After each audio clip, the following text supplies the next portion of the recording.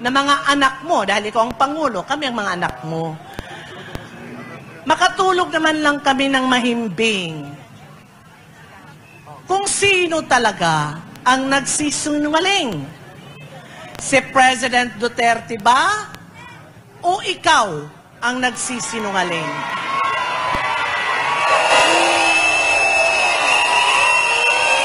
Magpa-drug test na yan!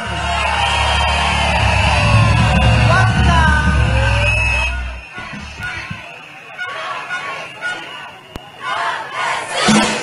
Drug test na yan! Drug test na yan!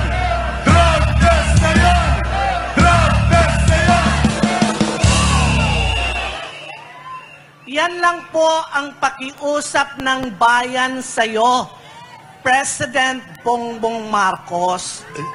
Magsabay kayo ni President Duterte magpakuha ng drug test, hindi lang sa dugo, kundi pati sa buhok.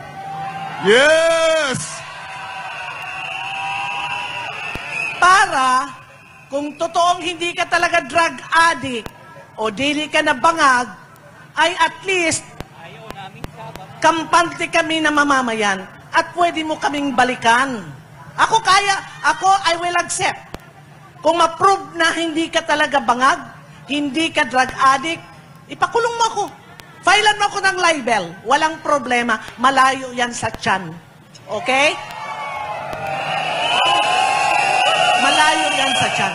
Pero ang gusto namin, magkaroon ng kapayapaan ang ating bayan na malaman namin na ang namumuno sa aming pinakamamahal na Pilipinas ay hindi bangag. Bangag, bangag!